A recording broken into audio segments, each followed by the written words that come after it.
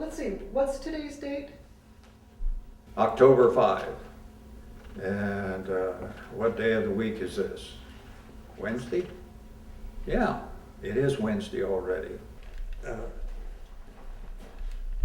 The hardship that the people had to go through, to survive is absolutely, just amazing. Yeah. You talk about hardy bunch of people. Yeah, isn't that the truth? Yeah. Okay, so, What do you want to do here? well, I don't know. let me zoom in here a little bit. Hold that up if you would, and I'll zoom in and get a close-up on this Okay. while we. Hold it up. I Yeah. can do that. Sucker's heavy, Yes, it is heavy. Yeah. Hmm.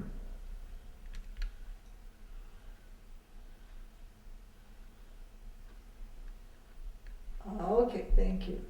Tell me when I can put it down. You can put it down. Good. If that could talk, huh? Oh, if this thing could talk, What would it say? could tell some stories. Mother was to have these two coverlets when she married, and so they have been passed down to the family. Then, as we say, I have the one here, which is the peacock with the Boston border scene, and my sister then had the other, which was geometric design, and then my niece Rebecca has that one, and we have this one. And it will go to one of our children at some point in time.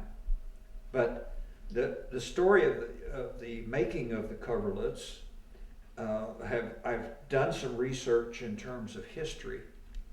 We know historically that in the 1800s, itinerant weavers would go through the countryside, farm to farm, and the farmers most farmers had sheep, because they would shear them for the wool, and they would spin, the women would spin and make yarn. And so we know then that these were woven in Virginia in the family, and that we know too that prior to 1835, looms were not wide enough to weave a coverlet in whole. This one is in two pieces. Possibly then it was woven prior to that time. Now, historically, itinerant weavers would travel through the countryside. They would bring their wagon and their buggy and their looms, and they would set up in the farm, and the women the wives and daughters of the family would have woven the yarn ahead of time. And then the weavers would just move in with the family and set up the looms and start weaving coverlets. Now, they would stay as long as, and make as many as the family wanted, and would be afforded room and board, and then paid for their labor. The wool of these coverlets, the one that I have is a very soft wool. It doesn't feel like wool. It feels like some other material. But it's I wonder if it might be merino wool. This particular one is unique in that it's a very intricate design with the peacock design and then the Boston border scene around the edges. And then, as we mentioned before, it's in two pieces, which indicates that it may have been woven prior to 1835. A good friend of ours who was an interior designer in Columbus, good friend of ours, and I worked in the shop for a while where he was in Boston in I think it was 1950. But anyway, in Boston, in a antique shop, he saw a coverlet, and so he became interested, having seen this one. And so it was a brown and white, and had more of a geometric design. And he said it was not in very good shape. In fact, it was pretty ratty. But at that time in 1950, it was priced at $1,000. So we've never had this one appraised. I think it would be interesting to do that sometime. But when you look at it and think that the intricacy of the design in the weaving of this, and then the fact that it's a double weave, which has the opposite on the other side, the white background with the navy blue for the flowers and the birds. And when you lay it out flat and look at it and think of putting this and weaving it, and how in the world could they keep the design, because when you weave, the designs alternate. So part of the design you're working on is right side up, and you get to the next one, it's upside down. So how in the world weavers could keep all of that straight is amazing. And so we think that this is something that is a real treasure, not only to our family, but really to the weavers of that time period. And that I know that eventually it'll be passed on to one of our children, and they'll keep it. I use it a lot if I'm teaching at the high school or mid school. Sometimes if I'm teaching American history, I'll take the coverlet and find the two tallest boys in the room, have them hold it up, and then explain to them the history of coverlets and the history of the travel of this one from Virginia to Iowa, and then Iowa back again, and then to Ohio, and eventually to New Mexico. So. And what was your grandmother's experience in actually using these? How did she use them? Yes. Well, my grandparents were successful farmers. Came from Virginia, actually. My grandmother, whose parents lived in Winchester, and after the Civil War, they decided to go to Iowa. We're not really sure just why they decided, except that history tells us that Winchester, Virginia, changed hands during the Civil War 71 times, which means that there was a lot of destruction around that area. And my supposition is that that may be a motivation for them to go someplace else where they could get land free. So they left Winchester to go to Iowa in a covered wagon. Made that trip, and my grandmother tells that the two woven coverlets that went with them, they would stop at night to fix dinner, rest the horses, and then go ahead and sleep. And since it was summertime, they'd just throw the coverlets under the wagon and sleep on them or roll up in them. So eventually they did get to Iowa, and they did homestead and build a soddy house with the help of neighbors. And during that time, her mother was pregnant, and during the spring or winter then, she delivered a daughter, and the daughter and the mother got diphtheria. Well, in those days there wasn't a whole lot they could do, and as it turned out then, the daughter and the mother died very close together and were buried there in Iowa. So the father then, trying to establish a farm and take care of a 5 or 6 year old daughter, found it extremely difficult and practically impossible. So he decided there was another family from Virginia who were going back to Virginia, had given up on the farming there.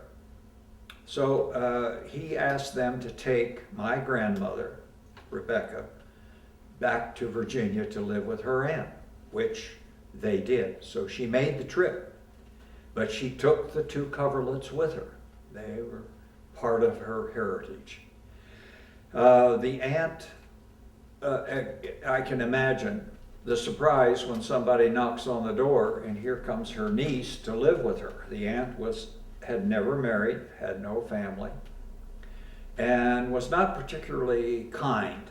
My grandmother mentioned that at times, that she wasn't wholeheartedly enthusiastic about raising this child, but felt that she had to do that.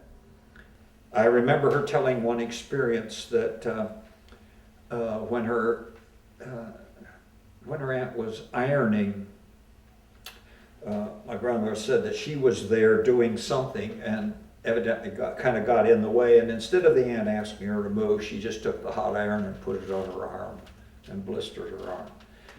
So,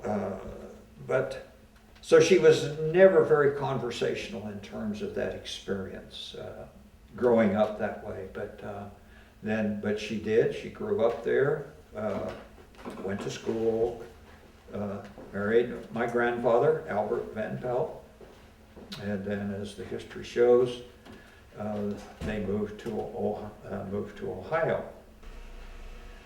All right, so we're talking about your family, and I don't know all the names, so if you'll start with Rebecca and her I will. name, and, okay. Okay. Yeah, my grandmother Rebecca, as we say, married Albert Van Pelt. Now, the Van Pelt family goes back to the 1600s in this country.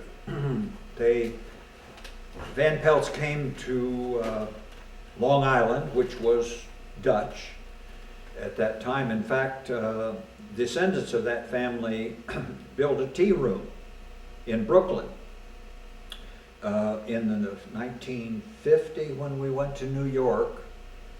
We drove out to see it, and it's still standing. It was at that time. But unfortunately, the day we went, it was closed. It was the only day we could get over to see it.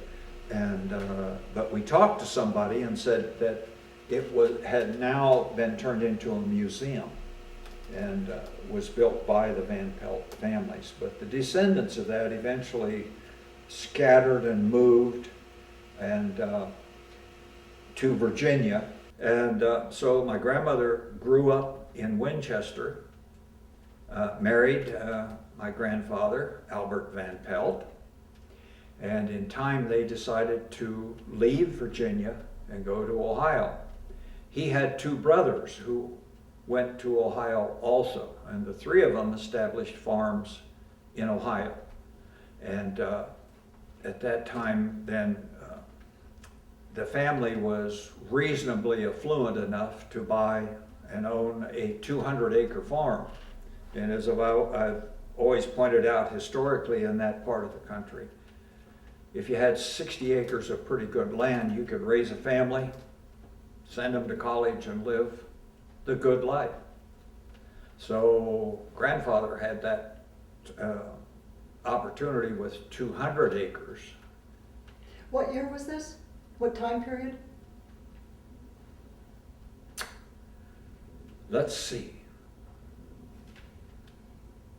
Calculate back, Ruth, how old, let's see. Well, you were born in 26. I was born in 26. Mother, Your mother and dad were married in 1919, 20. I think it was. So it had to have been during the teens, in that early 1900s when. Okay, now think about the First World War, 1914. Yeah. Would it have been before that? Before that. Yeah, it was before that. So it was in the very early 1900s that they established the farm there in Ohio. And so, as I say, my grandfather and his brothers were all college graduates. And then my mother, my aunt, my uncle, they were college graduates also. So it was, a well-established farm and a well-established family in the community. And I remember my mother telling that her family, my grandfather and grandmother, first family in that part of Ohio to have a car, and they could afford that. My grandfather and grandmother had 3 children. My uncle, Wayne Van Pelt, was the older. My mother, Bethel, and my aunt, Eunice Van Pelt.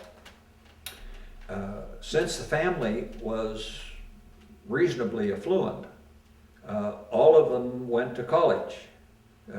My uncle went to college in Worcester, and then came back and was given a farm to establish a dairy farm, basically. My aunt went to beauty school, college, and then eventually went to Hollywood and was a beautician in the studios with the rich and the famous. And she got to know many, many of those people. And then eventually she went to St. Louis and did her work there. And, but she had many memorabilias and stories about some of the stars that she worked with in the movie industry during that time in Hollywood. And then she lived and eventually passed away in St. Louis. And Do you remember the names of any of the stars that she worked with? She probably did, and I don't remember who they were. If she did, and I'm sure she did, but she would talk about that once in a while, that she would, because part of her work was on the movie sets to do the makeup for the stars in the movies of the times in the 30s, especially, and during that time period of the rich and famous. But mother went to Ohio University, graduated there in home economics. It was the first year that they had a graduating class in home economics. And then, because the family was affluent, she went to Cincinnati to Bible college for either a year or 2 years, I'm not sure about that. And then, having resources, she decided, I'm going to go to Florida. So she just moved to Florida. And she went down there, and I think someone went with her, a friend, as I recall, but I don't remember who. But went to Florida, and she worked at different jobs down there. But I don't think she worked at it real hard. She didn't have to, because the family was reasonably affluent. And then eventually came back from Florida after she spent 3 or 4 years down there, and came back, and then met my father at a dance. I asked her one time, I said, how'd you meet Dad? Because he didn't live in that same vicinity at all. And she said, she met him at a dance, and eventually a love affair occurred, and they got married and then established the family farm. Now my uncle then continued on then in his farm, and my grandfather was a member of the board of the local bank. And one day, Mother told me this. My grandmother was very reluctant to talk about the happenings around this time period when my grandfather became very ill at times and was pretty much housebound. And so Mother passed on some of that information, that one day she and my grandmother drove to the local town to do the shopping. And they needed to stop and get more medication from the doctor's office, and as they were walking down the street, the bank president came walking in the opposite direction. And so they stopped because my grandmother wanted to tell him that my grandfather would not be able to come to the board meeting, that he was still too ill. And the bank president then looked her in the face and said, Mrs. Van Pelt, I can't look you in the eye, and walked on. And that was the tenor of the conversation.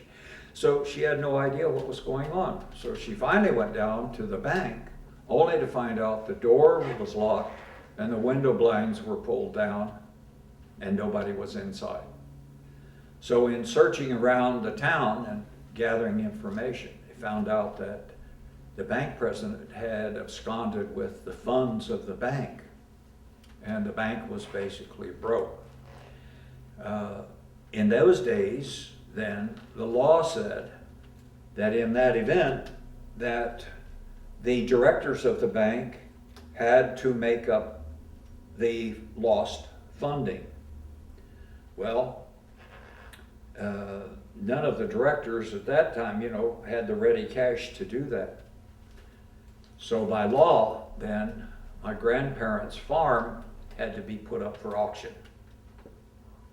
And we can imagine what kind of a bitter situation that would be. Fortunately, in some ways, fortunately I guess, my grandfather passed away before the auction, and also he was never told that the bank had failed.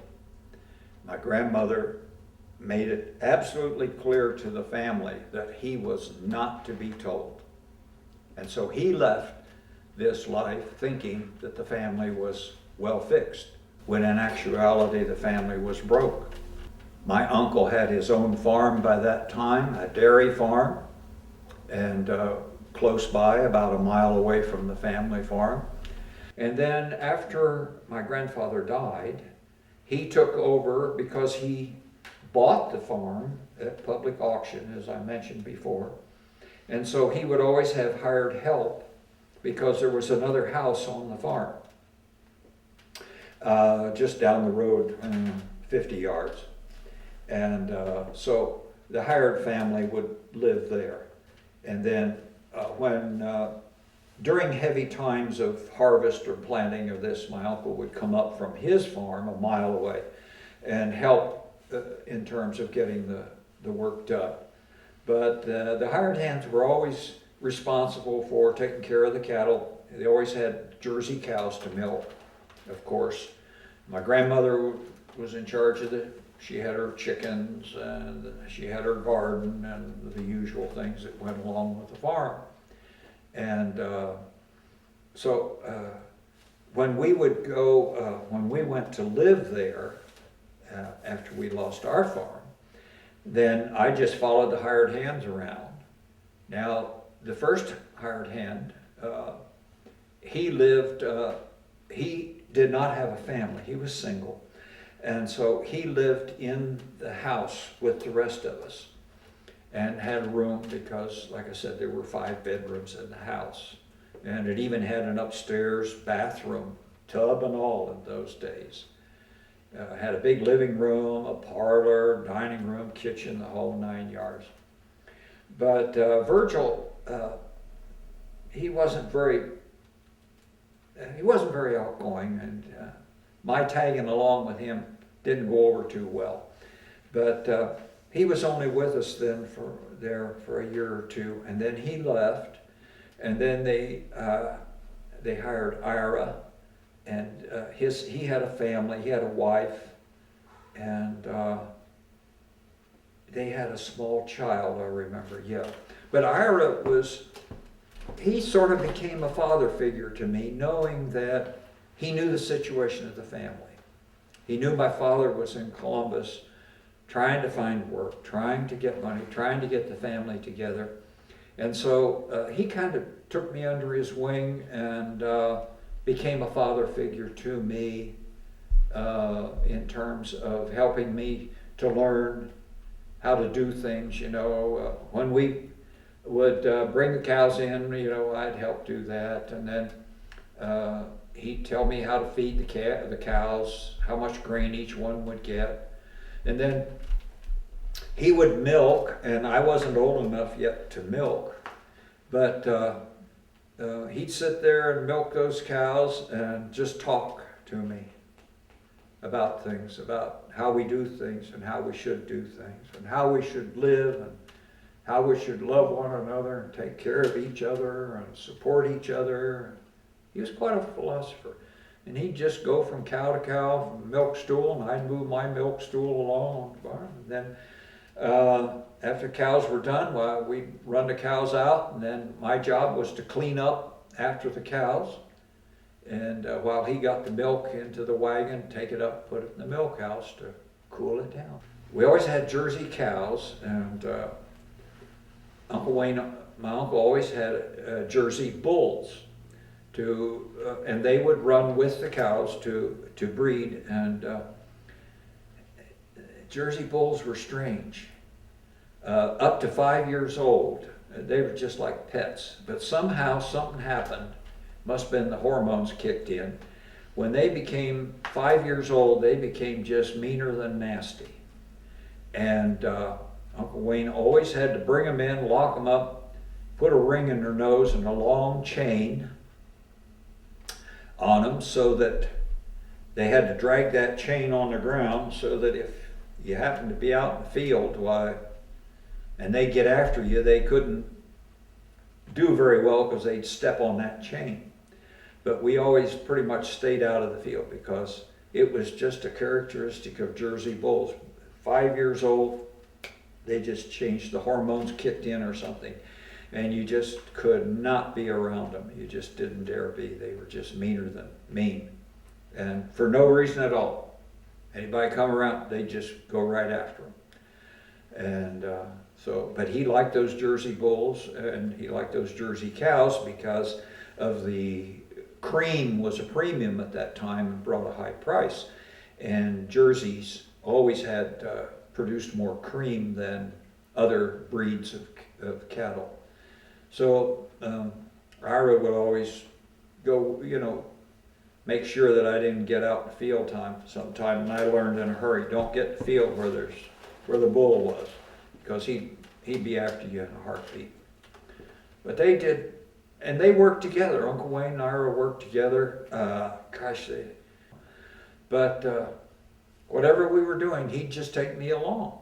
And if we were hauling hay or moving a wagon, he'd let me drive the team. And he'd talk and do all kinds of, he was a father figure to me. And I always remember that, and I think back a lot that I had that experience with him as I was growing up and getting ready to go to school and et cetera. And so it wasn't until our farm, we lived many miles away. We had 3 straight years of drought when all the crops failed. And I remember then that when my father went into town to try to borrow money again for another year, and finally the bank said no, they just could not afford to advance that funding. So there was a public auction at our farm, and the livestock, most of the furniture, everything was sold at public auction. So my father then decided, okay, there was no future for him in terms of farming at that time. So he decided that he would go to Columbus, Ohio, and find work. By then, my mother had a daughter, a young daughter, my sister, who was just a baby. By that time, I was about 4 years old, and so we had no choice but for us to move in to our grandmother on the farm. And since it was a big house, it was the space was not a problem. So we moved there. Dad went to Columbus and struggled to find work, and so we stayed there for several years. In fact, I started school there and went through the first grade, second grade. Partway through the second grade, then Dad found work that he thought would be substantial, so we were able to reunite the family in Columbus. What year was that? I was second grader. Let's see, I was born in 26, so that would have been 6 years, 7, 8 years. yeah, beyond. So we moved to Columbus then. 34. Yeah. And then we would make occasional visits back to Columbus, or to the farm, in the summer especially. Columbus, Ohio in the summertime was bitter hot and humid, in the 90s and humid. So we would get on the train and go back and spend several weeks there with my grandmother and et cetera. So, and those were good times in many ways. Dad struggled. Employment during that Depression era was difficult. And he went job to job, had many periods of time when he had no work, couldn't find a job anywhere, anyhow. So it was a struggle, a financial struggle for the family. And it wasn't until we grew up there in Columbus, and it was always a rented house because there was never enough money to buy a house. We lived in half of a double, as we called them in those days, in Columbus. And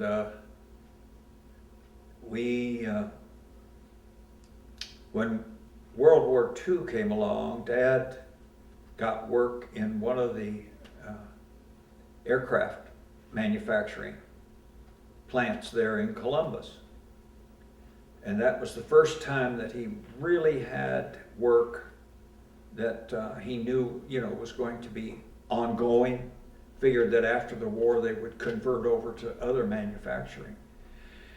And he moved up into his work and was doing final inspection on the aircraft that they were building for the Army. And he was the final inspector to check them before they could be sent on.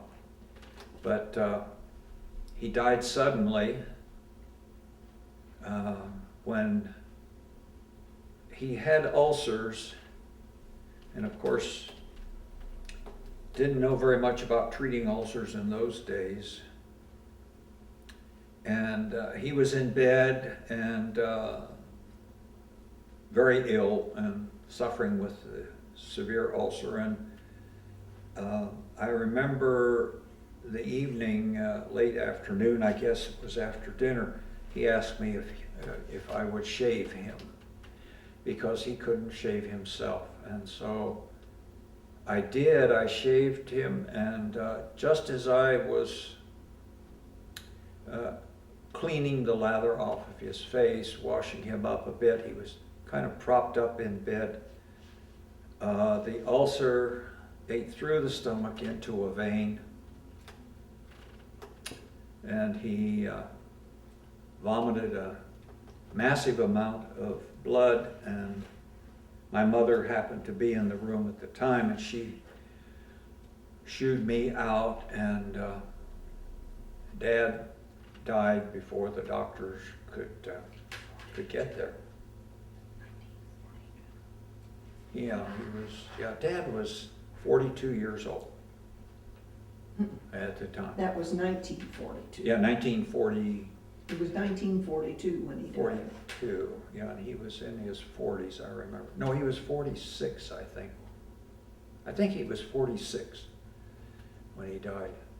But you were 16, so that would have been 1942. Yeah. So that put more stress on the family.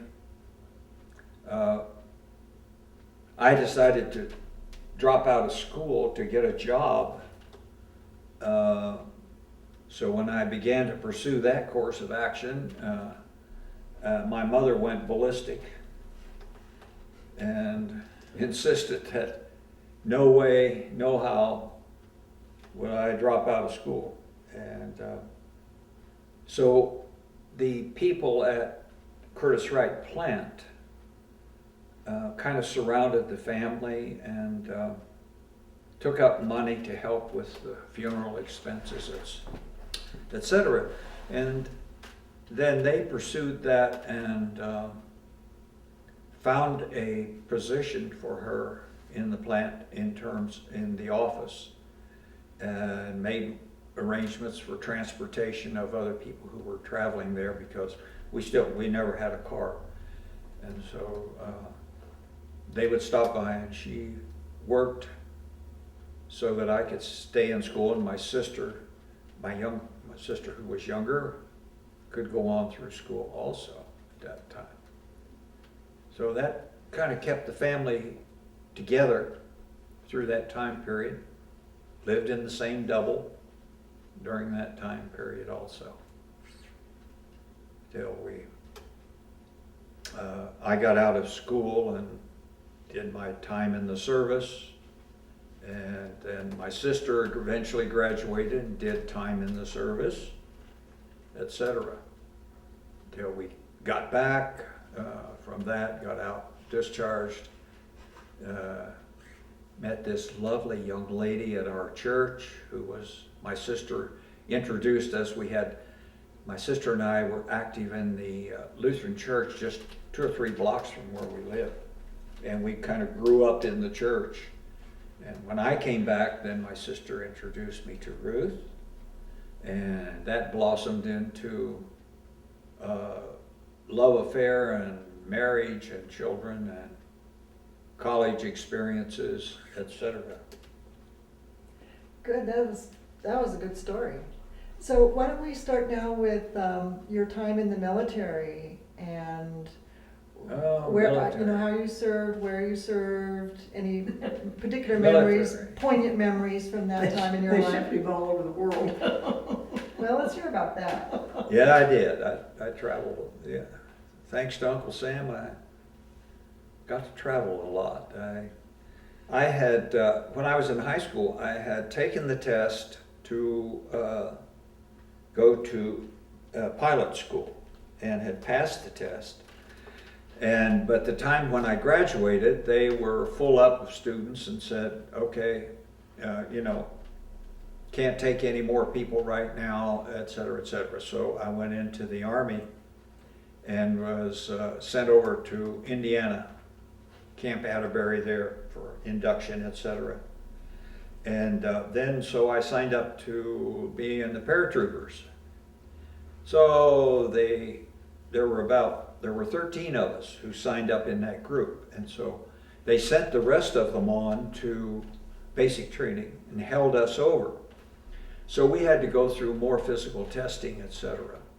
And of the 13, we all passed the physical test. So they said, okay, stay here until there's openings.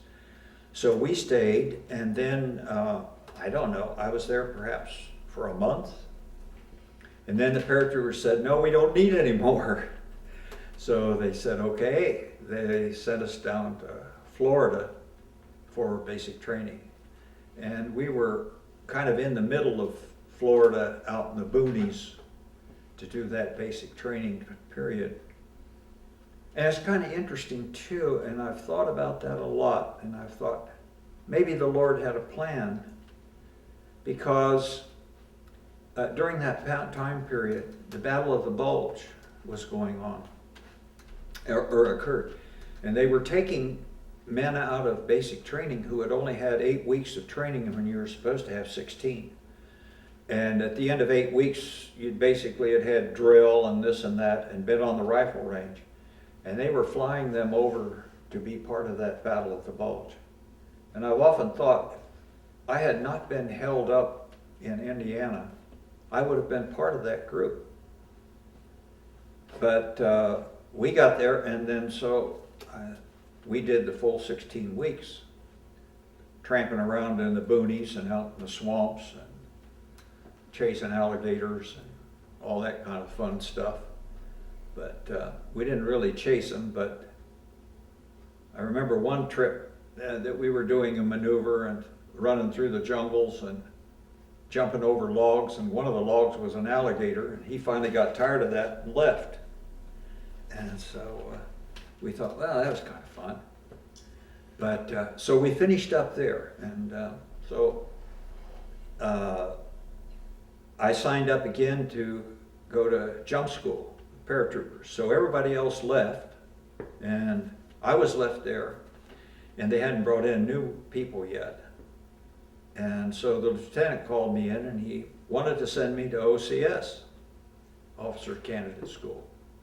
And I said, no, I want to go into paratroopers. He thought, well, shook his head. I said, he said, well, okay. So I hung around for about a week, and then word came down that they weren't taking any more people in jump school. So I said, well, okay. So they sent me home on a month's leave of absence, and then I was to report then to Oregon. And so I did my time at home, went to Oregon, and they put us together in a group there, took us down to San Francisco and put us on the ship to send us to the Philippines. At this point in time, the war in Japan, the war in England, in Europe was over, and the war in Japan was winding down very rapidly. And so they put us on the ship, and everybody got seasick going out because it was really rough weather. But 3 days of that, and then we survived it and got out and over to the Philippines. By the time we got there, Japan had surrendered. So they put us in a camp there and didn't know exactly what to do with everybody, so we hung around for a while. And eventually I got assigned to the 6th Army Division and was in a what was called a pioneer platoon. That was the people who did the physical work around the camp, fix things. If it broke, why, we had to fix it. And so then the 6th Division was to be deployed to go to Korea, because the Japanese they had occupied Korea. And so then we were to go up there to occupy it and take over that part of the country. So we had one exciting experience when the company, our company, left, and our platoon stayed to take care of wiping out anything that was to be destroyed and box up anything that had to be sent. So the final thing we had to do was the latrine had to be dismantled in some way. Well, it had a tent over the wooden seats for the latrine, so that was done. Now what do we do with that? Well, the sergeant decided that he made the command decision, okay, we'll break down the wood into the pit and cover it up. Well, we got it all broken down. The only problem was it didn't go down deep enough to be covered up. So we thought, okay, that's easy, it's wood, we'll burn it. So we all gathered around for the grand burning, and my buddy Mac and I were on the kind of downwind side, and they said, well, there's a can of gas over there, let's sprinkle it on there and burn this up and be out of here. Because we had to get on the ship in order to go to Korea. We had a due date to be there because this thing was going to leave. Well, it turned out that the gasoline had water in it, and there wasn't much of it. We sprinkled it on there, and they tried to light it. It didn't want to burn. Well, somebody said the sergeant said, there's a 5-gallon can over in the truck of avgas. He said, go get that. Okay. So my buddy Mac, he ran over and got it, and we're on the downwind side. So he starts pouring the avgas down at this end, and I'm up at the other end. And he's going up through there, and I looked down in the pit, and I could see there was a little flame left from when we had tried the other gasoline. And I kind of turned my back a little bit and said, hey, Sarge, and the whole thing blew up. And a wall of fire came out of that pit, the length of the pit. And that wall of fire with the wind behind it, fortunately I had turned my back to it, caught me in the back and my buddy Mac in the back, and lifted both of us off the ground and sent us flying through the air. Mac fortunately threw the gas can, away, I went through the air and did a cross-body block on a fence post and broke it off. And so Mac's laying over there, and I'm laying over here, and we're rolling around, moaning and groaning. And everybody comes running over to see if we're okay, of course. And fortunately, neither one of us was injured severely or even very much, just kind of got the wind knocked out of us. And neither one of us got burned or anything. So that kind of ended the excitement. And we all agreed that when we got together with the company commander and the whole bunch, that they didn't need to hear that story that would not look too good or favorable for the sergeant. So we all kind of got on the ship and away we went. And so we went up through the passage towards Seoul, and they had to send a minesweeper ahead of us to clear the mines out of that bay. They had to blow up a few mines, so that was kind of fun. We could stand on the ship, and the cruiser or destroyer that went ahead of us would blow up the mines, and then we'd get up to Seoul. And so we all got off at Seoul, and then they began to distribute the 6th Army starting headquarters in Seoul. And the way the thing works is we started south. Well, as we started south, a regiment would drop off and begin to scatter and take over the country. And the concern that we had was of communism, which was moving into Korea at that time. So you go along, and then another regiment drops off, and then you get on down. And we were the last regiment, keep going south. So regiment sets up headquarters, and then it sends out battalions. Well, our battalion kept going south. And then when the battalion gets far enough, they set up headquarters, and then you have companies. Well, companies keep going. So we were the last company going south. So they established, finally, we were at the very tip of Korea. We were the last platoon of the last company, of the last battalion, of the last regiment of the whole 6th Army. And so we were in this little town down there, beautiful country, mountainous, a lot of streams, clear water streams, etc. And so we were established down there, and we didn't exactly know what we were to do except just be there. And we had time to hike around the country. Always had to carry a rifle, always had to be loaded just in case. But nothing really exciting happened during that time.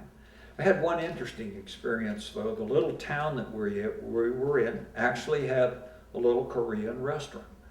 Well, of course we didn't speak Korean, they didn't speak English, so trying to communicate was difficult.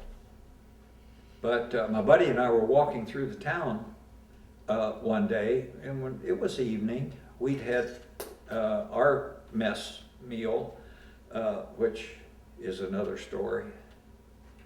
But and a man stepped out of the restaurant, grabbed us both by the arm, and drug us into the restaurant. And we thought, what in the world's going on? And he took us down, and there were two men sitting at a table, and there were two chairs, and he motioned for us to sit down. We thought, well, okay. We didn't want to be hostile to or inhospitable to the local people. And so we sat down, and the man next to me starts talking in perfect English.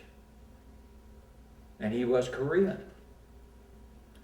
Well, it turned out that he had been educated in the United States at Stanford and had gone back to Korea and was living in this little town. So we had an evening then of just chitty-chat in terms of his experiences during the Japanese occupation, and not treated too well since he was had been educated in the United States, And, but that was the only time that we encountered him at that time. So then the Army decided that so many of the men were leaving, and they decided that they could offer re-enlistment opportunities, 30-day furlough, and you could sign up for 18 months. And I was calculating ahead of the GI Bill in terms of college. And I thought, I'm not going to be over here very long, and I'm not going to have enough time for my college. So I stuck up my hand and volunteered. So sure enough, they packed me up immediately. I didn't even have a chance to write home, and sent me up to Sewell, and then eventually on ship back to the United States. And in the meantime, Mother, not having heard from me, got panicky, called the Red Cross and had them searching, trying to find out where I was. And they couldn't find me because I was moving so rapidly. So she didn't know what was going on, and she didn't really know what was going on until I got back. The only thing they could tell her was that I had left Korea. That's all they knew. And so I got a tongue lashing then from her when I got back home, and had 30 days furlough before I was to leave again. So then after 30 days, they sent me to Virginia to go to Europe. So I thought, well, okay. So got to Europe, and then that's when I, in a pickup basketball game, damaged my ankle to the point that they had to call an ambulance to haul me off to the hospital. And it looked like a balloon, and it was so badly damaged that it took 3 weeks to get the swelling down so that they could put a cast on it. Then it took, once they got the cast on it, they put a walker under the cast so that I could actually walk, because the cast only went up to my knee. So they said, well, they didn't need to keep me in the hospital, so they sent me home for 30 days recovery, and etc. And then after 30 days, I went back, and then they took the cast off, and it took about, I was there 3 or 4 more weeks in rehab to get the darn thing back into shape so that I could be sent on. But we had a young man during that time I was in the hospital. He was one of those people who had been yanked out of basic training after 8 weeks and sent over in the Battle of the Bulge. And 2 or 3 occasions he would have nightmares of that experience. And he had been wounded, injured, and he would wake up screaming, and we'd jump out of bed and go over and hold him down so he didn't fall out of bed and hurt himself until the doctors or the nurses could come and give him a shot, quiet him down. But he had a lot of bad memories of that experience of the Battle of the Bulge. And I thought, maybe God had a plan, because I almost was one of those people that went over there. But finally I got well enough that they could ship me to Germany, and so got over to Germany, and so they sent me to school, and didn't have much idea what it was all about, other than that I was to learn Morse code and typing. I had to type 60 words a minute, and I forget what the rate for code was. But we were in a nice little situation there with the school, and that the Army had taken over. And so eventually, when I got finished with, passed all my tests, there were about, I think, 6 of us that gathered together and who had all passed the test. So they packed us up, put us in a truck, enclosed the truck, and so we couldn't see out, and we were in the back end of the thing. In the middle of the winter, it was cold too. And away we went. And when we finally got to destination, the only thing we were told was that we were on top of a mountain in Bavaria, somewhere in the Bavarian Alps. And there was a little town just up there, just down the hill from where we were. And the building we were in was quite a nice building. It was a 3-story building and had been a monastery at one time, they told us. And the bottom floor was taken over by a army transportation company. And we had the second floor, which was rooms from the monastery, 2 men to a room, nice rooms. The third floor then was where we were doing our code operation at that time. We, to get to from the second floor to the third floor, had kind of a spiral staircase.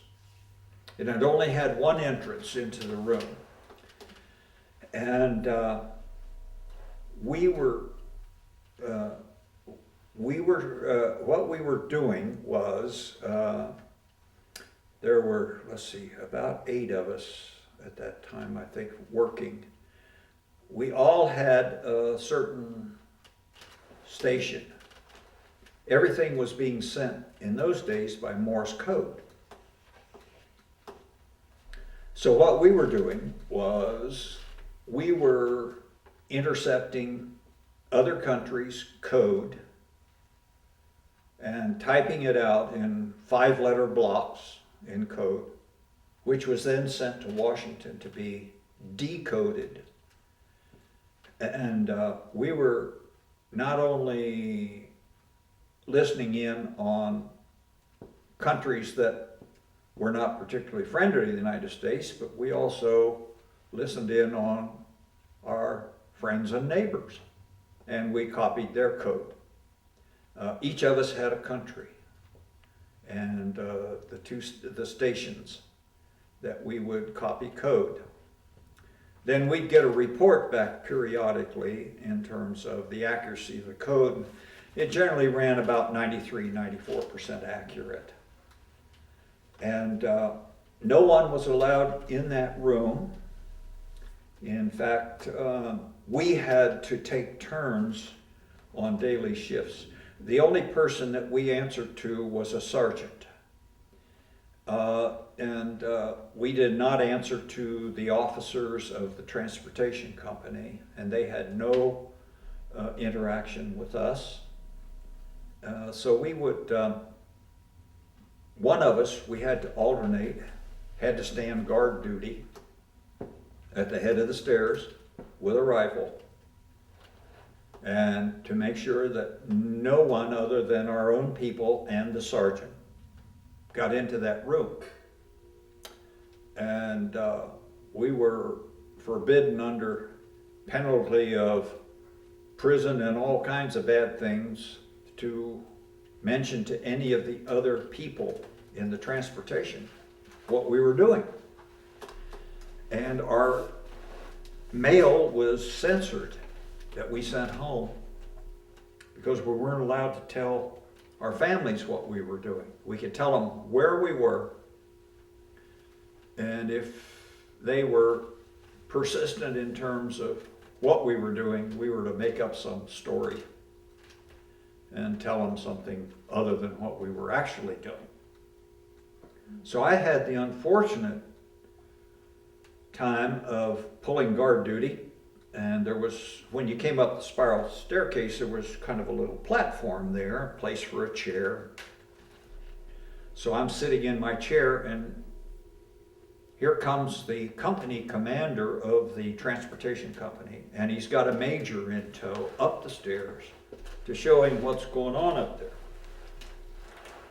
And I had to stand in front of the door with my rifle and say, "I'm sorry, sir, you cannot enter." Many bad words went back and forth, and I'm in a sweat. But I was told no one outside of our own people or the sergeant could be in that room. So later that day, the sergeant and I had a conversation, and he backed me up and said, yes, the company, the captain and the major were quite upset that they couldn't be in the room, but that after he explained it to them, why then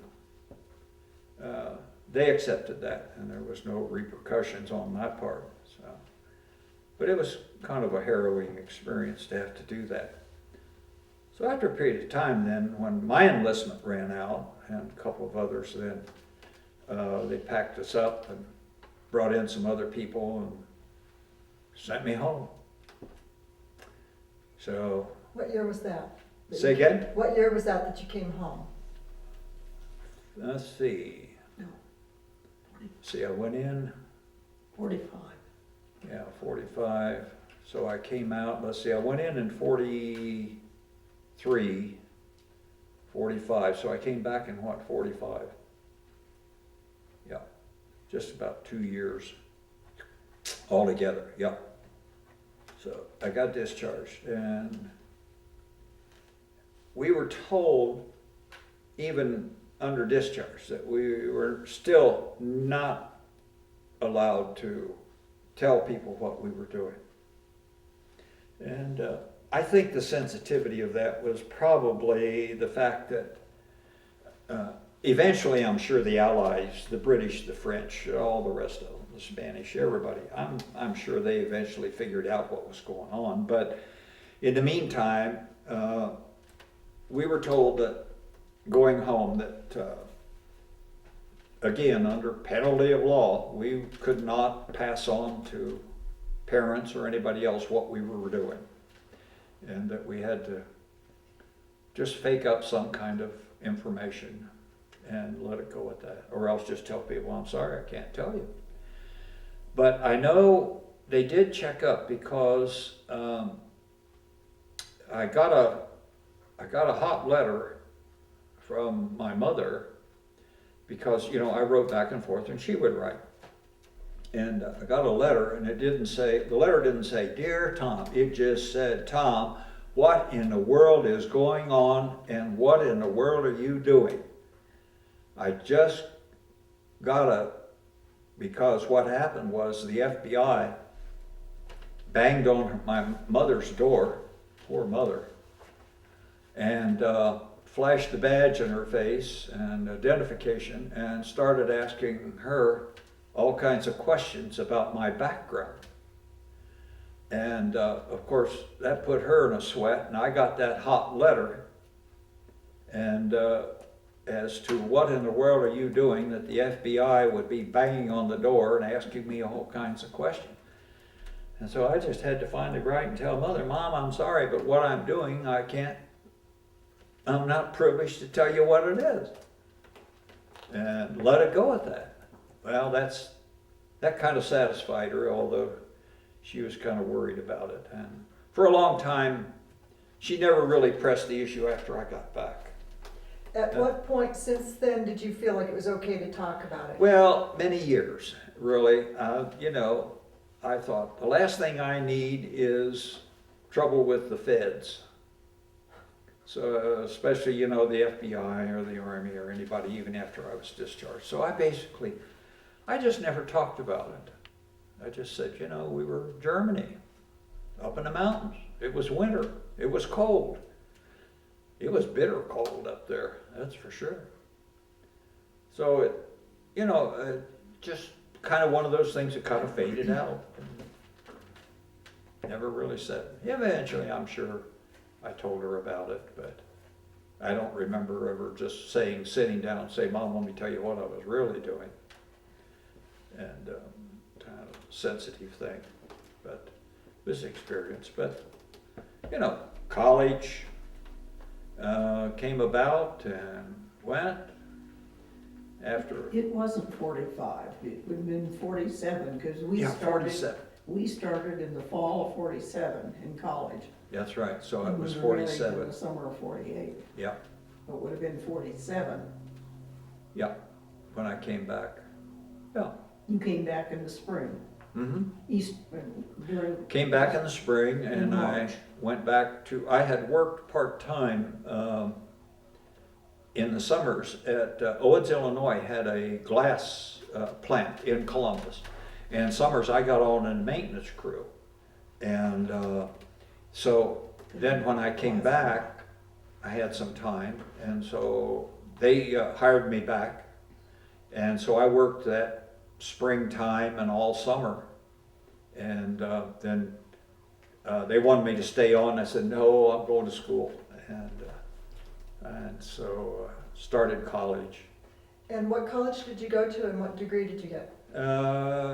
Well, Ruth and I went to Capitol University. By this time, Ruth and I were pretty heavily engaged, et cetera. And so Ruth got a job with the university in the library. And so I did 4 years of that, did a bachelor's degree in education and in biology, math, physical education. And started teaching and coaching. Then eventually took some springtime and some summertime and did my master's degree at the Ohio State University in physical education, and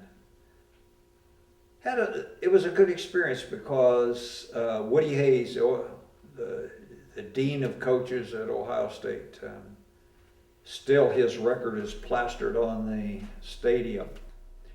And Woody and I became very close over that time. As it came occasionally, I could call him, he'd pick up the phone, or he'd call me occasionally, and got to know him well. And we sent one of our players down there, a young man. In fact, I wrote that story, and I'll give you a copy of it if you like.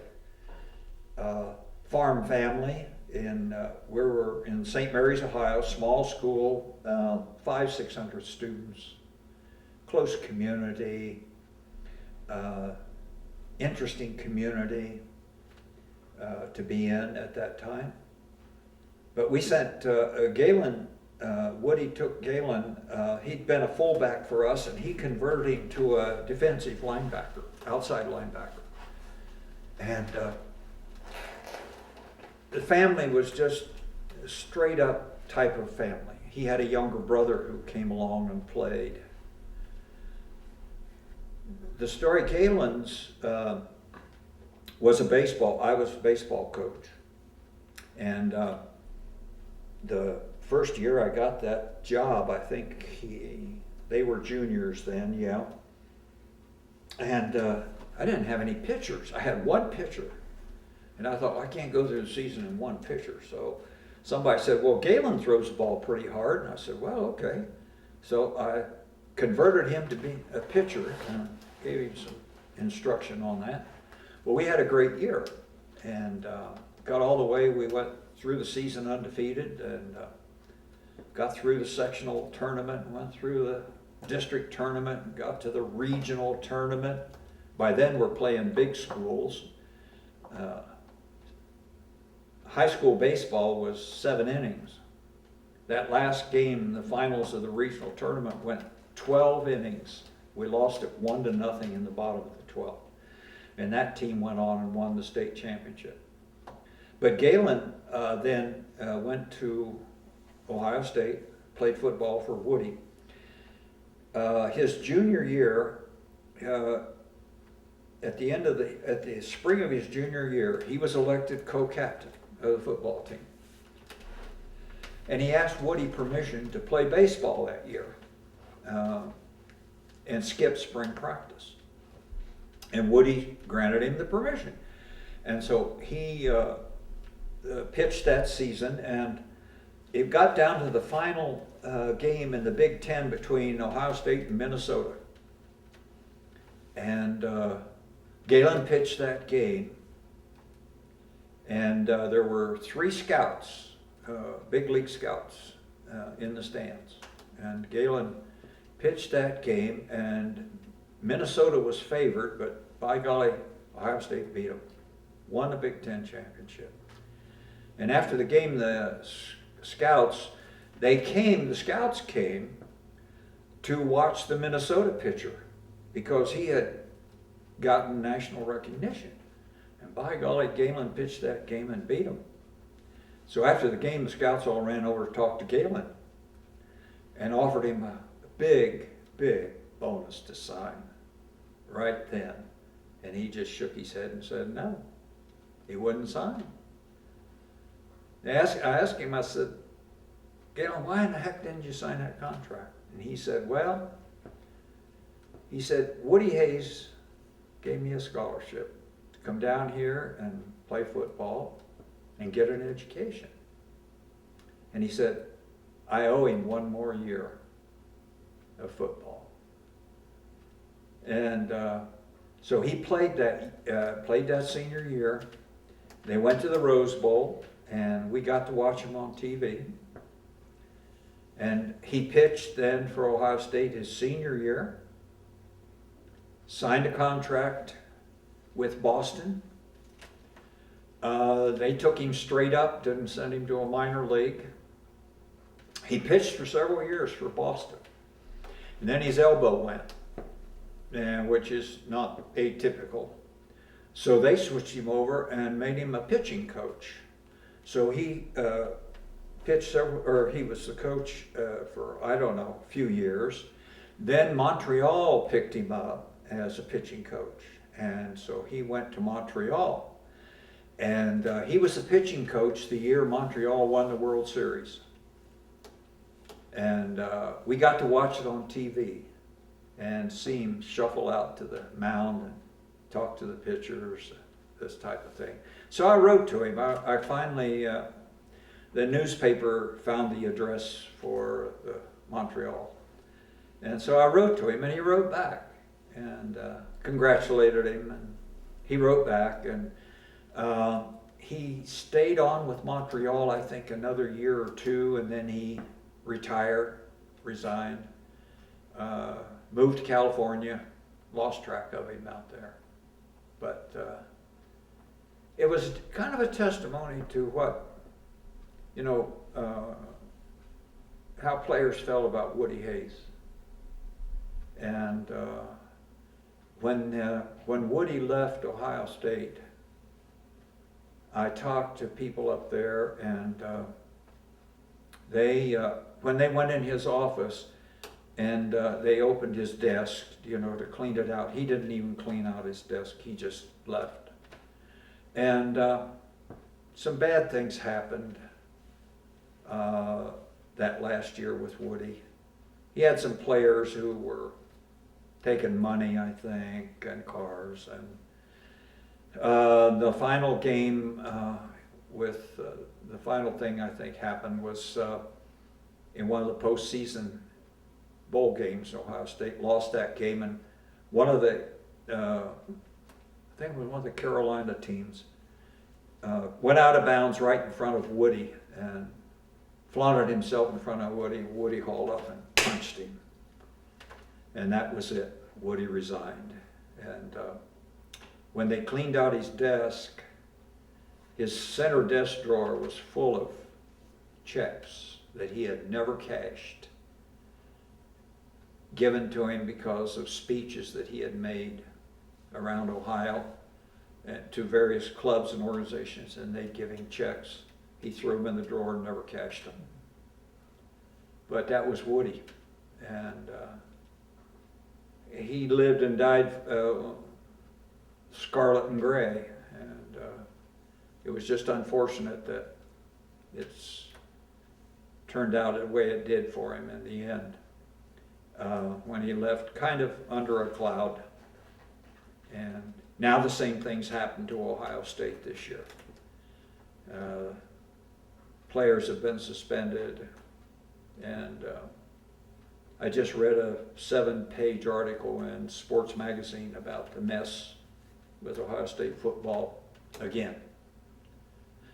But Woody's players, why, they'd live and die for him. And to this day, you talk to those people that played for him or knew him, because he was just 100% for them that time. But anyway, old Woody. Just a second. Okay.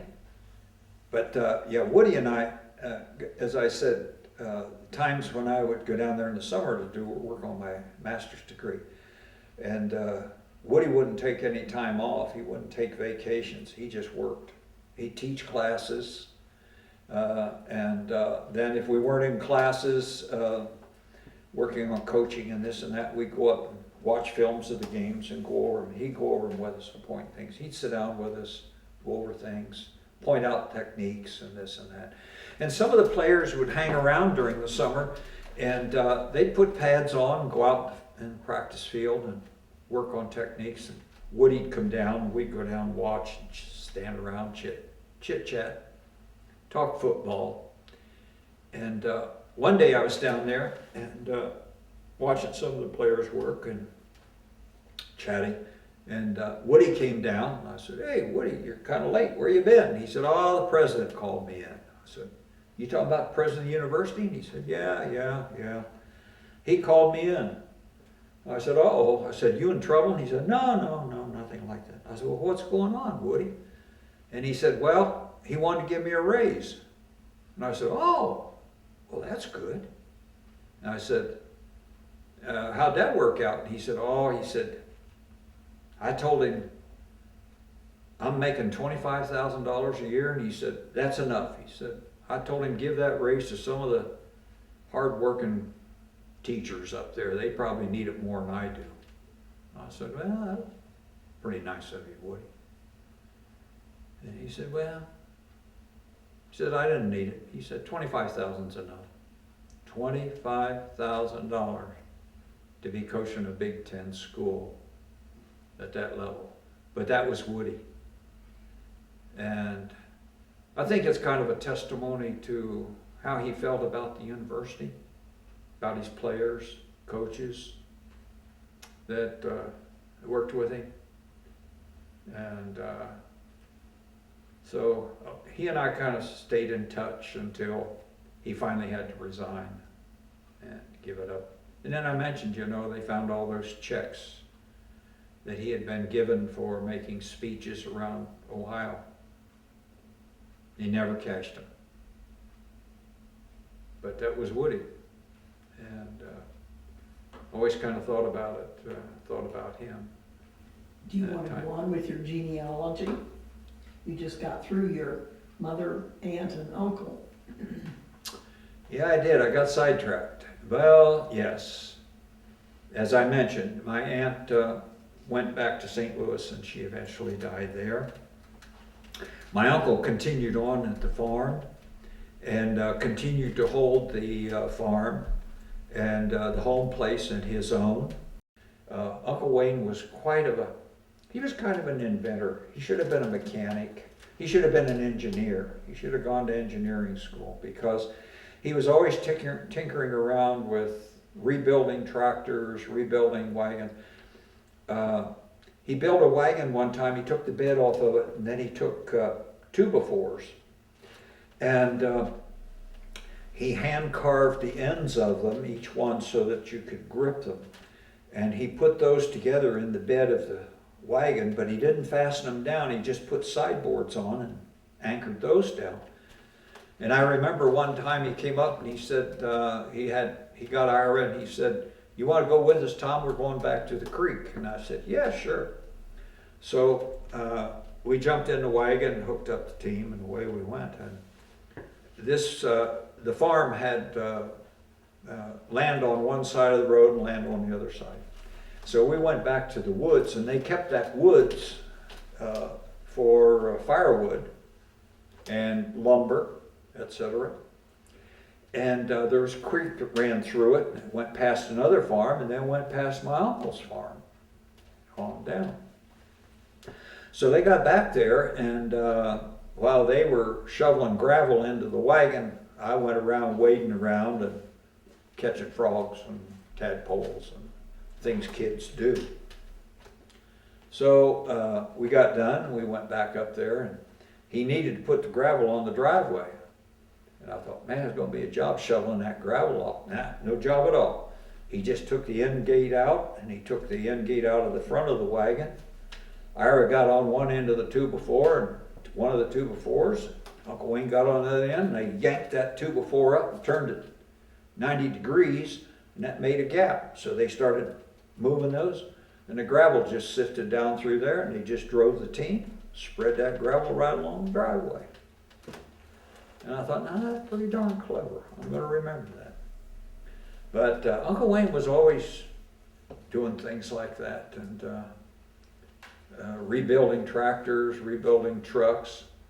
He operated the two farms with Model T trucks. He had 6 of them, and each one had kind of a different bed on it, depending on what you wanted to do. If he was going to go get a load of feed or a load of this, he'd take the dump truck. And he had grain beds, he had everything, and he kept all those Model Ts running clear up into the 40s, I believe it was.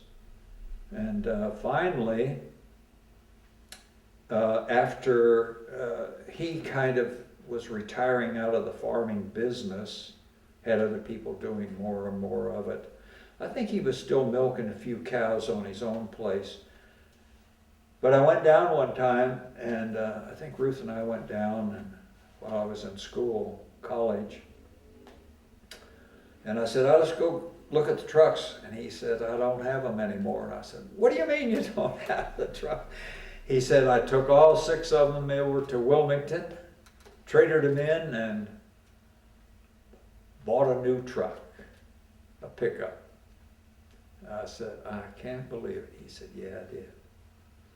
But he had 4 old Moline tractors that he used on the farms. He kept one at his place and the other 3 up at the other place, at our place. And those Moline tractors were ancient. They had great big wheels, about 5 feet in diameter, with spikes on them to dig in. And the engine sat on the axle right between those 2 wheels. And it was geared to the front wheel drive. And then there was a channel iron that went back to 2 smaller wheels, and that's where the seat was and where the driver sat. And when you wanted to turn one of those tractors, you turned the whole front end, engine and all. And he kept those tractors for a long, long time.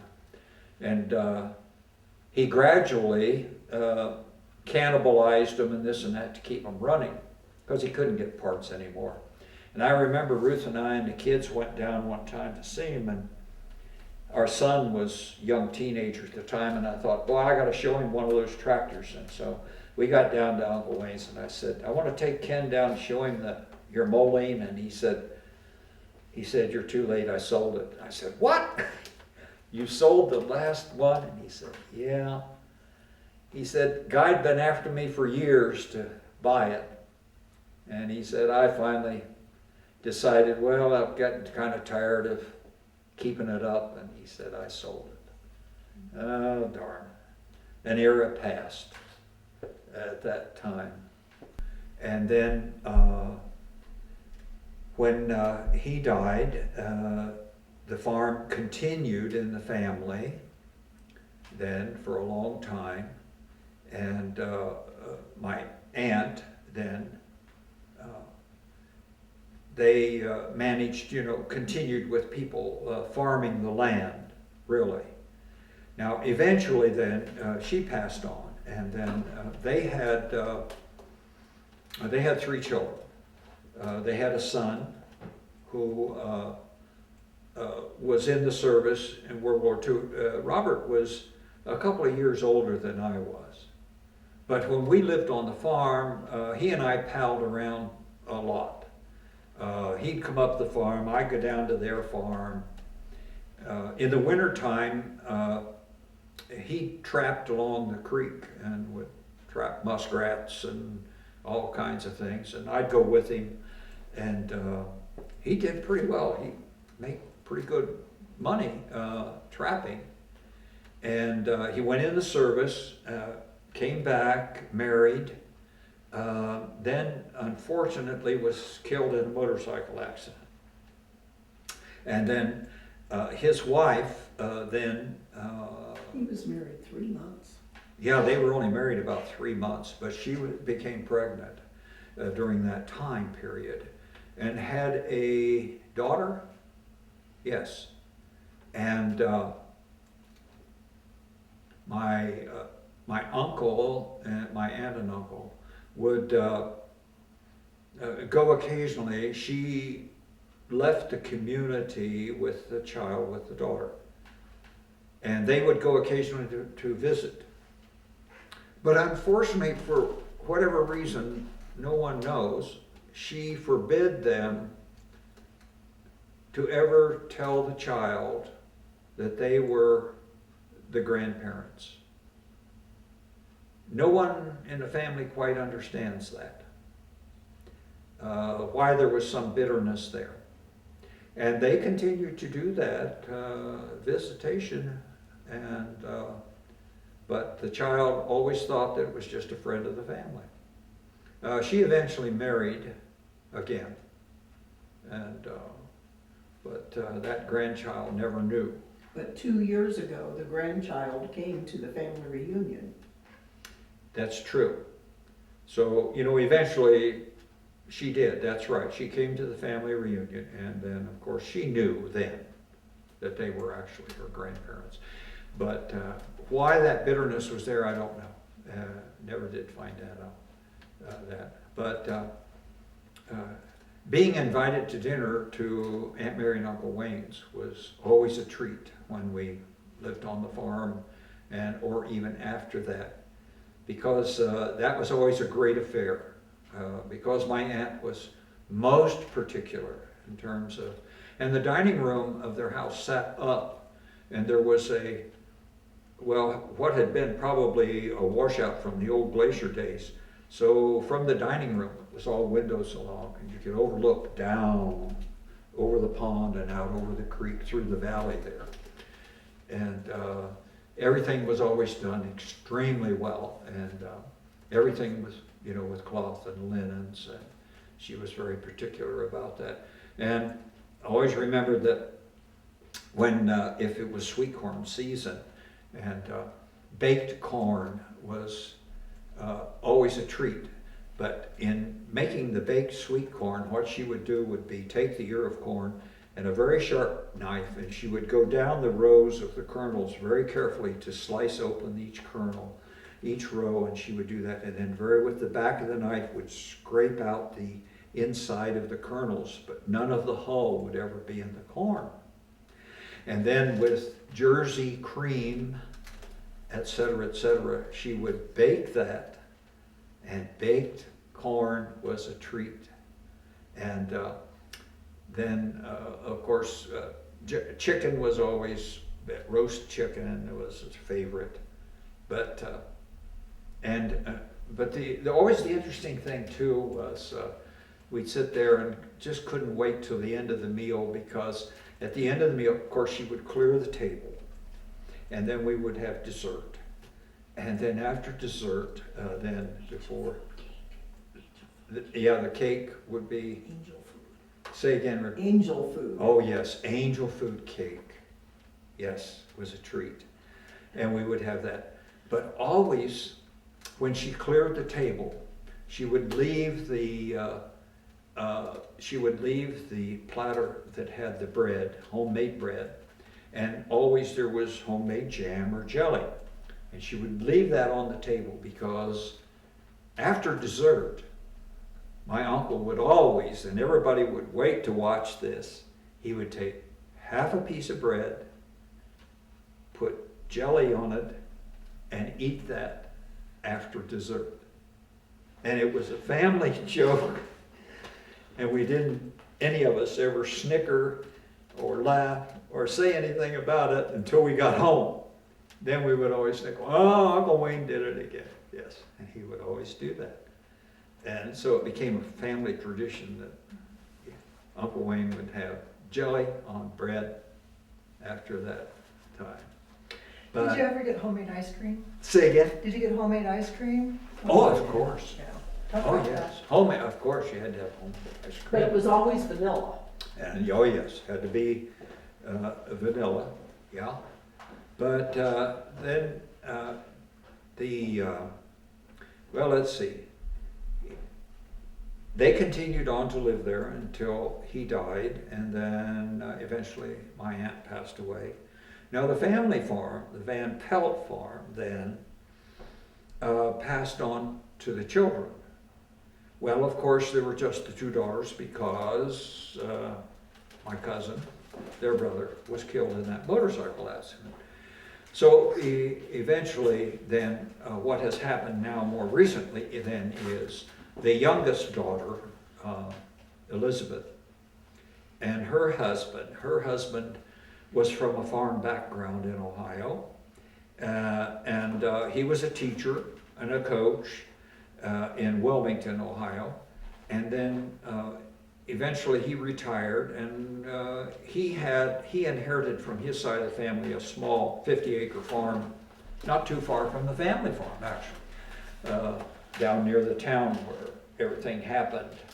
But since that time, he had, and his wife had 5 daughters scattered around the country.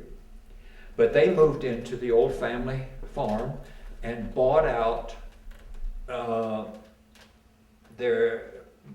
my cousin's sister's, Ruth, interest in the farm, so that they now own the family farm. They no longer farm it as such. They're both retired. He retired. His wife never worked. It'd be 5 daughters to take care of. I can understand that. So they now live on the family farm in the family house. It's been remodeled some, changed some, and but the basic house is still the same. And they tore down. They have a man who farms the land, and when we go back, we go down and visit, get to see them, and but they've gone to the modern system. Tore down there were 2 large barns on the farm, one very close to the farmhouse, maybe 20-30 yards away. And of course, the farm had the usual equipment in the early days. It had a buggy shed, it had a hen house, and it had all the things that went with it. And then it had another barn about 100 yards away from the farm, and that's where they kept some of the cattle and the hogs and this type of thing. All of that's gone now, and the equipment shed that was right across the road, it's all gone. They still kept, I talked to Dean when we were down the last year, and I said, what about the old woods? And he said, no, I'm keeping that. He said, they wanted to tear it down to farm it. He said, no. And I said, what about the other woods back here, the old thicket, which we used to go pick blackberries and raspberries and that type of thing. He said, no.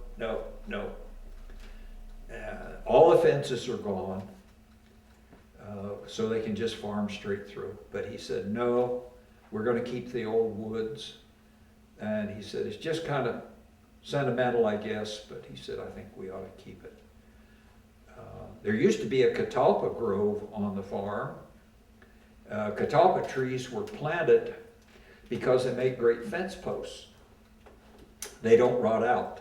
And my uncle had a catalpa grove on the farm. It was back away from the second barn. And if they needed fence posts, they go back, whack down a tree, cut them up, and make fence posts. But that's gone. They wiped it out, and they just farm it. But he has a young man who lives in the general vicinity, who farms the farm now, along with others. But that's what's happened to farming. The price that a farmer gets for his corn or wheat or oats really isn't much better than during the Depression era. So, but look at the cost of the equipment and look at the cost of farming today. So they've had to go to this mass farming. And my cousin's husband, Dean, told me, he said, you know, in this day and age, they say that if a farmer wants to live a comfortable existence, be able to send his kids to college, have a little something for retirement, you have to farm 5,000 acres in order to make it pay. And so he has a young man who lives in the neighborhood, who farms that neighborhood and farms the old family farm. And he farms the 50-acre farm that Dean has on down near Highland. And he farms around that whole area. And he just comes in with those huge, big equipment. One pass over and plant it in corn. But that's what farming has become. And it took all the fun out of it.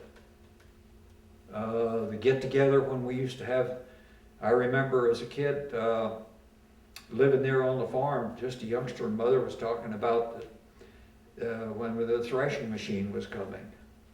And she explained all that. In fact, I wrote that up. But boy, I sat out on that front porch waiting for that threshing machine, that big old steam engine. Because down the road from our place, there was just a little rise at the Curtis farm right there, about a quarter of a mile. And then it went down. I sat there waiting, and I saw that smoke coming up over that hill, and I thought, oh my golly. And here that thing came, the first one I ever saw. That behemoth monster rolled up there and went over, had the old threshing machine behind it. And of course, the men came from all over because the wheat had already been cut and shocked and was standing. And Robert and I, when Uncle Wayne came up then, I watched him set that thing up, and then men started coming. He took us down to the old buggy shed, and the old buggy was still in there. And that old buggy had a history too, because when my mother, when my aunt, who was the beautician in Hollywood, when she came home to visit that one time, and of course here she was, you know, from Hollywood, coming back to the farm.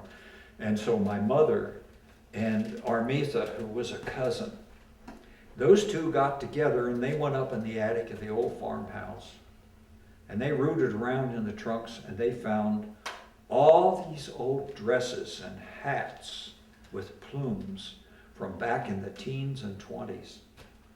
And they put all that stuff on, and they hitched up the buggy and went down to Highland, because the train would come through there, to pick up this aunt who came in with all her fashion, you know, from the 30s and Hollywood, 20s and 30s. And here she got off the train, and there they were with those costumes on. And she was absolutely mortified to even be associated with these two hooligans.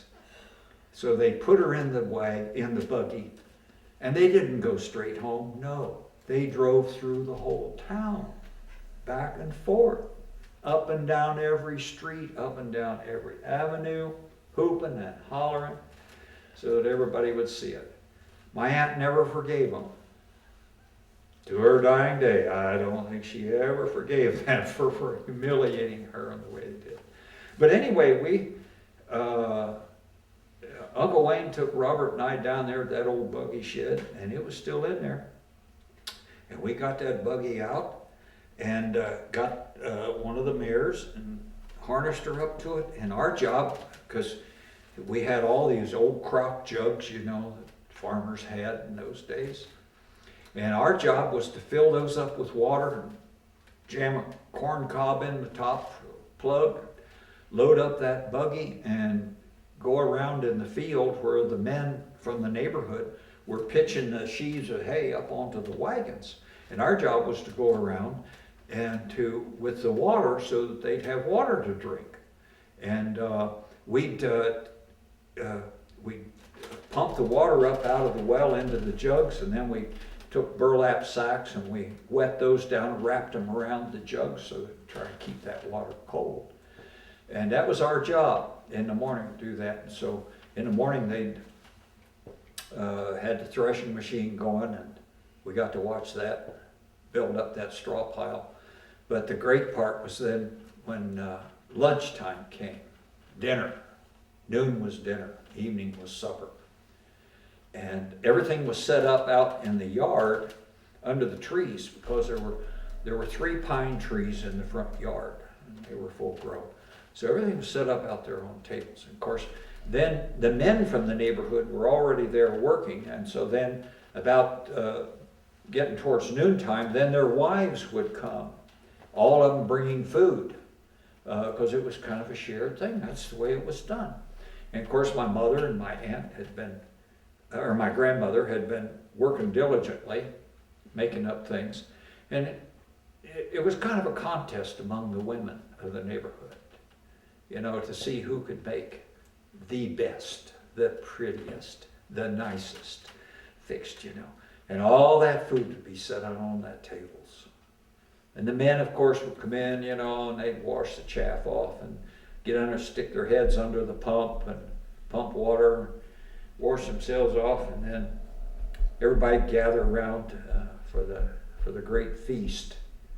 And there would be everything imaginable, Of course, there'd be fried chicken galore, and hams, and beef roast, and every kind of vegetable imaginable that the gardens had been producing. 16, and then you get to the pies and the cakes. And it was sinful, the amount of pie and cake that could be consumed. And then everybody would just kind of sit around, take a full hour to eat, and some of the men would go lie down under the trees, and take a little snooze, put the hat over their face, doze off for a little while. Then about 1 o'clock, 1:30, they'd all get up, and the guys that owned the threshing machine, they'd go out and stoke it up again, get it cranked up, and we'd go out and go all around. And then the nice part was that after they got done there, they'd move the threshing machine to the next farm, wherever that was. And then you look forward to the day when you got to go to that farm, because you were going to have another feed just like the one you had there. Because and they'd go around the neighborhood doing all the threshing of wheat, and put the straw pile up. And straw piles were kind of neat places. Cattle would get in around, rub on them, and cows would get around in the wintertime. They were nice because they could kind of snuggle up to a straw pile and get out of the weather. And we'd bring some of it in to bed down for the hogs and this type of thing too. But those were kind of fond times and fond memories in those days to go through that. And now today it comes in with a great big diesel tractor. It's all done in one big combine. It's all done, and that's the end of it. No more big food. No community to it. I'm sorry? No sense of community to it. Yeah. Well, communities were close then. They had to be, because they had to depend on each other. You just didn't have enough help a lot of times, to do all of the work, so you just went farm to farm and to get the work done. And sometimes even plowing and working ground, they would share the work. But threshing time was the big time. And the corn husking time was another big time. A lot of times families would get together to shell and husk corn. You read stories about that, and it was a time that communities got together and did things that way. And in the winter time, they'd haul the corn in. It'd been standing out in the field because I can remember my uncle going through the fields with a corn knife. In fact, I've got one out there in the shed, and I use it to cut our corn when it's done, the sweet corn. He'd go through and cut that corn and put it in shocks, and then in the winter, go out with a wagon and load it up, bring it in, and sit around in the barn and husk out corn, throw it in a bin. Corn stalks were sent out to the pigs mostly because pigs could eat them and use them for bedding. But that was just part of that time that's gone forever. It's kind of a shame in a way, I think, because it was nostalgic times when people really got to know each other, knew their families. But now it's down to one mechanization, huge mechanization. And those times are gone. And it's kind of sad when we go down to see the farm to see the fences are gone, the barns are gone, except fortunately, my cousin and her husband, they saved the one barn right there by the house.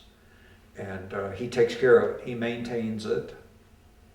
And I think it's dated, it says Albert Van Pelt, 1904, I think, was when that barn was built. And so he's determined to keep it. And he uses parts of it, he remodeled parts of it where he can use it as a garage, puts his car in there. But the barn isn't used for anything, it just stands there. Oh, got my